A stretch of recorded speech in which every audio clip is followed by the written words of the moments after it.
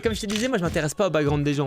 Donc savoir que tu as été PM, c'est pas une question que j'ai posée, ça va me passer au-dessus, pour être très honnête. Je pense que tu dois savoir le détecter, toi. Tu sens que les gens, au-delà juste de l'aspect, je sais pas, business, marché, etc., qu'on te sort beaucoup sur des pitchs, est-ce que tu vois, t'accordes cette importance-là à l'affinité qu'ils ont avec le produit ? Il faudra à un moment, de toute façon et assez tôt, il faut embrayer sur la partie sales en parallèle. Moi, cette notion d'ADN produit me paraît très importante, et d'autant plus que c'est pas du tout le seul élément, mais le socle fondateur de n'importe quelle startup, c'est le product market fit. Si tu n'y arrives pas, il se passe rien. Si tu y arrives, ça veut pas dire que tu as gagné, loin de là. Et le bon entrepreneur produit, c'est quelqu'un qui arrive vraiment à faire le pont entre ce que les gens veulent et ce que les gens ne savent pas qu'ils veulent, mais qu'ils voudront, tu vois.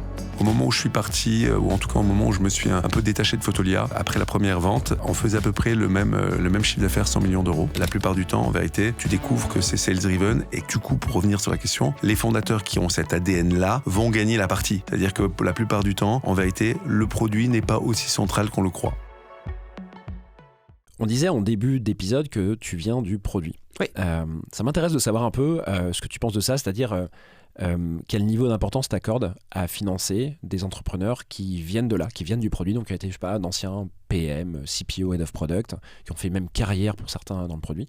Est-ce que c'est... Je sais que tout à l'heure tu disais que c'était vraiment un sujet de match avec, ou de fit avec des gens, mais est-ce que ça peut te rassurer ou pas du tout, des fondateurs qui viennent du produit ? Comment tu vois les choses ? Alors, pas du tout. Ok. Et je vais m'expliquer.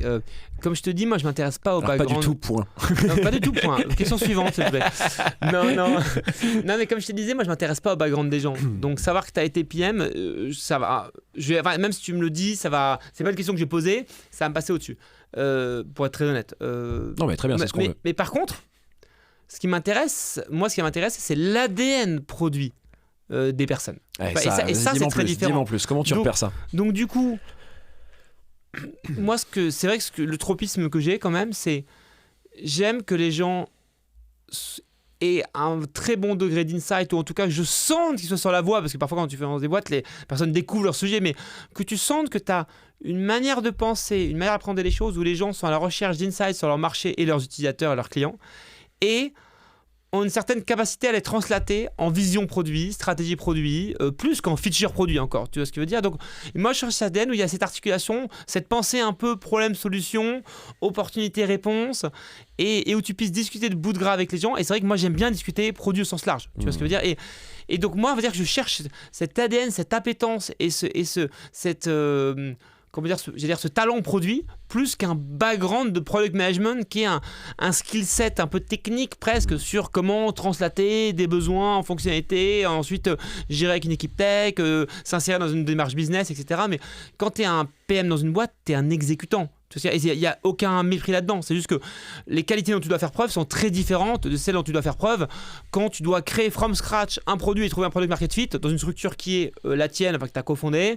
Tu vois, donc pour moi, c'est des choses différentes. Mais moi, cette notion d'ADN produit me paraît très importante. Et d'autant plus que c'est pas du tout le seul élément, mais le socle fondateur de n'importe quelle startup, c'est le product market fit. Si tu n'y arrives pas, il se passe rien. Si tu y arrives, ça veut pas dire que tu as gagné, loin de là. Donc tu penses par déduction de ce que tu dis, tu penses qu'un fondateur ou une fondatrice qui parle produit, donc qui pense produit, on va voir comment tu fais pour repérer ça après, c'est un passage quasi obligatoire d'avoir cet état d'esprit pour aller faciliter la recherche du produit. Déjà, souvent les équipes, tu es plusieurs fondateurs, fondatrices. Bien sûr. Mais du coup, effectivement, je pense que j'ai un petit biais sur le fait que si t'as personne qui est un peu dans une démarche un peu product, vision produit, stratégie produit, et une capacité quand même à imaginer un début de produit qui tienne la route, même si t'es pas spéqué de façon super précise, hein, je pense que j'ai un peu du mal à me projeter effectivement, parce que moi, vu que naturellement, je suis toujours très intéressé par dire explique-moi l'opportunité. Ok, c'est quoi les problèmes que les gens ont ? C'est quoi les besoins que les gens ont ? Quels insights t'as dessus ? Qu'est-ce que t'as compris ?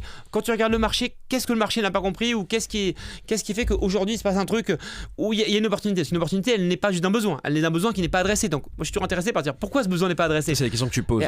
Bien sûr, qui viennent à la discussion, peut-être pas de façon aussi formelle, mais ça revient à ça. J'essaie de comprendre, et donc ça c'est une démarche très produit sur la partie product discovery presque, et ensuite te dire ok, tu as identifié ça, ou vous avez identifié ça, c'est quoi l'idée déjà que tu as de la translation de ça en réponse, tu vois, notamment solution, produit, tu veux dire, ouais. Et en solution, et du coup ça je trouve que tu ne demandes pas ce que la personne ait toutes les réponses. La réalité c'est que quand c'est early, il y a plus de questions que de réponses, mais en tout cas ça, tu as des gens qui te répondent de façon tellement naïve, fermée ou simpliste à ça, que tu te dis, voilà, je retrouve pas moi ce que je ressens être comme la subtilité, la curiosité, la démarche et l'appétence à se dire, ok, cette personne va être une tête chercheuse qui va trouver un truc, tu vois, c'est ça dont tu as besoin. Et au début, le produit joue un rôle important. Après, le produit joue un rôle moins important, la partie business au sens large du terme joue de plus en plus importante, le go-to-market, la monétisation, l'exécution, etc. Post-product market fit, quand oui, c'est très simpliste, mais oui. Tout est important. Le produit pour toi a moins d'importance, la démarche produit a moins d'importance pour toi ensuite, post-product market fit. En tout cas, elle est toujours aussi importante, mais il y a d'autres facteurs. Si tu veux, elle est peut-être là, elle était là au départ, et après les autres facteurs monte aussi. Donc en fait, elle est plus diluée en pourcentage par rapport au début. Oui, l'importance que ça a au début. Enfin, si t'as pas un produit à un moment donné que tu mets entre la main de l'utilisateur, le reste est inutile. Mais si t'es pas bon au go-to-market, si t'arrives jamais à décoller là-dessus, avoir un bon produit est inutile. Mais pour moi, c'est la stepping stone. Et c'est vrai que du coup, souvent après un first call d'entrepreneur, j'ai parlé beaucoup de produits, de propositions de valeur, d'opportunités marché, d'utilisateurs, de c'est quoi le statu quo, comprendre ça. Et moins du reste, parce que je me dis c'est vraiment le cornerstone, et à la limite ça me dérange pas dans un deuxième call d'explorer, souvent avec une deuxième personne de mon équipe, on essaie d'être 2 sur le deuxième call, ou aussi dans d'autres configurations, je le fais tout seul ce call, d'explorer d'autres aspects. Mais en tout cas, je vais aller très vite. En général, c'est 5 minutes à la fin où je parle un peu du reste, mais moi je me dis si j'ai pas eu l'étincelle sur la partie produit, produit au sens large encore une fois. Tu commences par là en fait, finalement. De façon assez naturelle, oui. Et c'est les questions qui te permettent de te dire ce que tu disais au début, c'est-à-dire de voir si tu as un fit avec la personne. Ça comprend aussi, c'est-à-dire sa compréhension du produit, la manière dont il explique, l'étincelle qui se passe à ce moment, au moment où il en parle. Quoi. En fait, par exemple, typiquement, t'as. Encore une fois, on est en 2024, il s'est passé beaucoup de trucs dans la tech, donc ce qui est toujours intéressant, c'est pourquoi il y a une opportunité. Et donc en fait, pour moi, une démarche produit, c'est aussi la question de se poser, c'est pourquoi, est-ce que le problème ou l'opportunité ou le marché est nouveau? Si oui, pourquoi et comment tu le contextualises? Et s'il ne l'est pas, quels insights tu as? Tu vois, on est 7 milliards sur Terre maintenant. Moi je me dis, quelle arrogance de te dire qu'en fait, tu penses avoir vu un truc que personne n'a vu. Enfin, le statut de base, c'est un... Tout le monde a eu l'idée. C'est ça, un cynisme bienveillant qui est de se dire pourquoi tu penses que tu pourrais faire quelque chose? Quelle arrogance! Et donc du coup, tu as envie d'avoir une réponse à ces questions, de se dire, mais en fait, voilà la démarche intellectuelle qui fait que je pense qu'il y a une opportunité. Et voilà pourquoi je pense que des éléments un peu uniques de réponse à cette opportunité, cette réponse ne peut pas être que produit, mais le produit est un cornerstone, parce qu'à un moment donné, ça veut dire que tu vas arriver... Tu vas demander à des gens de consacrer de la ressource, du temps, du risque si jamais ton produit n'est pas au niveau, de l'argent, etc., pour utiliser ton produit. Et donc moi, ça m'intéresse toujours de savoir pourquoi tu penses que tu as ton mot à dire là-dessus. T'accordes un niveau d'importance à des fondateurs et équipes fondatrices qui pensent produit. Donc tu vois, tu le sens. Je pense que tu dois savoir le détecter, toi. Tu sens que les gens, au-delà juste de l'aspect, je sais pas, business, marché, etc., qu'on te sort beaucoup sur des pitchs. Ouais. Est-ce que tu vois, t'accordes cette importance-là à l'affinité qu'ils ont avec le produit? Moi, j'adore les product CEO. Et d'ailleurs, dans les product CEO, tu peux avoir plusieurs types de product CEO. Tu peux avoir des product CEO sur des sujets digitaux et des product CEO sur des sujets qui ne sont pas du tout digitaux. Donc, par exemple, aujourd'hui, on avait rendez-vous avec les 2 fondatrices d'une boîte qui s'appelle Localista. Et donc, en gros, il y a une fondatrice très business, une fondatrice très produit. Bon, déjà, la manière dont elles pensent leur go-to-market, la manière dont elles vont aller chercher leurs cibles, etc., bon, c'est brillant, c'est à l'opposé de tout ce qu'on voit chez les entrepreneurs. C'est un produit d'événementiel, c'est comme Partyful aux US. C'est pour organiser tes événements, ça paraît bête et méchant, mais en réalité, il y a très peu de produits qui te permettent de le faire très bien. Donc, elles sont... partie business, partie produit. Et sur la partie produit, moi, ce qui me marque, c'est que souvent les entrepreneurs, en fait, se laissent... ils tombent dans le rabbit hole de leur produit, et puis ils te parlent de tout un tas de features, de ce qu'ils vont faire, de leur roadmap, etc. Mais tu vois pas trop la lumière, tu vois pas trop le génie, tu vois pas un peu le... Tu sais, il y a Peter Thiel dans ses interviews, il demande aux gens... Quelle est la vérité dont vous êtes certain et sur laquelle peu de gens sont d'accord avec vous? Et bien là, dans le produit, c'est exactement la même chose. C'est qu'est-ce que tu as compris que peu de gens auraient vu et sur lequel tu as raison. Et donc, moi, j'adore quand les entrepreneurs, ce que je dis souvent, c'est quand le génie rencontre l'évidence. Donc, ils me pitchent quelque chose au niveau de leur produit qui me paraît terriblement évident. Et pourtant, c'est du génie. Parce que personne ne m'en avait parlé avant. Et si tu m'avais demandé mon avis, jamais j'aurais trouvé ça en fait. Et donc, c'est ça que je regarde chez les entrepreneurs qui font du produit, c'est leur capacité à me pitcher quelque chose qui est à la fois brillant et évident. Et souvent, je pense que c'est une connexion très particulière avec le sujet sur lequel ils sont, avec l'audience qu'ils adressent. Et puis, tu vois, il y a une autre entrepreneur qui fait un produit consumer et elle lève un tour de financement il y a un peu plus d'1 an. Et au moment de son tour de financement, elle me dit, est-ce que ça peut t'intéresser de mettre de l'argent ? Et je lui dis, bah ouais, super. Du coup, la semaine dernière, tu as parlé à combien de tes utilisateurs ? Elle me dit, 0. Je lui dis, du coup, je peux pas mettre d'argent. Je veux dire, tu fais un produit consumer, t'as pas parlé à tes utilisateurs, je peux pas mettre d'argent. Il faut que tu leur parles. En plus, t'en as pas 100, t'en as des dizaines de milliers, t'en as peut-être des centaines de milliers. Va les voir, dis-moi ce qu'ils t'ont dit, récupère le feedback et surtout, extrais de ce feedback la vérité, quoi. Et montre-moi comment tu vas transposer ça dans le produit. Et donc, c'est assez... Et en fait, les bons entrepreneurs dans le produit, ils ont à la fois cette capacité d'écoute et en même temps cette détermination inébranlable sur des choses. Je ne sais plus qui disait ça, mais tu prends l'exemple d'Henry Ford où tu disais « vous voulez quoi ? Je veux des chevaux qui vont plus vite. Tiens, on va leur filer des bagnoles. » C'est exactement la même chose. Les gens ne savent pas ce qu'ils veulent jusqu'à ce que tu leur donnes. Et le bon entrepreneur produit, c'est quelqu'un qui arrive vraiment à faire le pont entre ce que les gens veulent et ce que les gens ne savent pas qu'ils veulent, mais qu'ils voudront, tu vois. Et ce pont-là, il est très particulier. Et donc, et voilà. Donc ça, tu le décèles via les 2 points que tu viens de donner, c'est-à-dire quand la personne arrive à rendre évident quelque chose, tu as un peu un flash, tu te dis « Ah ouais, effectivement, tu viens de me faire remarquer, c'est quasiment un raisonnement logique, un truc que j'avais pas vu. » Ouais, exactement. Et secondo, un signe qui est un peu plus technique, de se dire si tu as un produit consumer, peu importe ton produit, est-ce que tu passes du temps auprès de ta cible, quoi. Ouais. Ok. Et tu vois, en plus, c'est violent de passer du temps avec ta cible parce que ta cible, elle te fait pas de cadeau. Tu vois, quand mon fils se fait interviewer pendant une demi-heure sur les produits de Hameau, ils ressortent de là, les équipes, ils sont là, mais en fait, tu te prends une claque. Ouais. Faut de l'humilité. Ouais, beaucoup d'humilité. À plusieurs reprises aussi, je t'ai entendu dire que tu étais très produit dans ta façon de voir les choses et de créer des produits, créer des boîtes. Alors, c'est très subjectif en soi, dire que quelqu'un est produit, sales, etc. Mais on perçoit quand même, tu vois, des boîtes qui sont... des fondateurs, de boîtes qui sont quand même plus tournés sales ou plus product. On appelle ça, tu vois, des product-driven ou sales-driven founders. Qu'est-ce que... Toi qui investis pas mal d'ailleurs, et donc tu dois rencontrer, j'imagine, peut-être indirectement ou directement, je sais pas comment tu t'organises, plein d'entrepreneurs.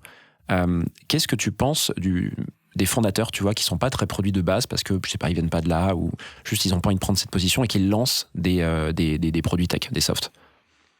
Écoute, soit tes produits et tu vas, je dirais, je trouve que ça va très bien quand les fondateurs sont produits et qu'ils ont une boîte très product, parce qu'ils vont pouvoir faire le boulot eux-mêmes, mais sinon, par ailleurs, quand il te manque une compétence, tu peux aussi t'associer ou la recruter. Moi, ce que je vois surtout aujourd'hui, c'est qu'il y a beaucoup de gens qui veulent faire du PLG. Il y a beaucoup de gens qui rêvent de créer des boîtes produits, un peu malgré tout. C'est-à-dire qu'en vérité, quand tu lances une boîte, tu sais pas vraiment quel type de profil, quel type d'utilisateur ça va amener. Et finalement, il y a quand même beaucoup de SaaS qui sont plutôt sales-driven, où il va falloir monter une équipe de sales, où il va falloir coordonner une équipe de sales. Et ça, il y a des gens qui n'ont pas envie de faire, quoi, tu vois. Et moi non plus, j'ai pas envie de le faire. Donc, j'ai tout le temps essayé d'aller davantage vers des produits qui me semblaient être des produits qui pouvaient tourner tout seuls, un peu comme j'ai rencontré avec Fotolia, mais qui sont des produits, en fait, qui sont plutôt des exceptions. La plupart du temps, en vérité, tu découvres que c'est sales-driven. Et du coup, pour revenir sur la question, les fondateurs qui ont cet ADN-là vont gagner la partie. C'est-à-dire que la plupart du temps, en vérité, le produit n'est pas aussi central qu'on le croit. Alors, c'est pas le cas pour moi, les produits qui me font rêver et les produits que j'ai toujours voulu lancer, comme je citais Slack et Notion, qui sont pas des produits exa.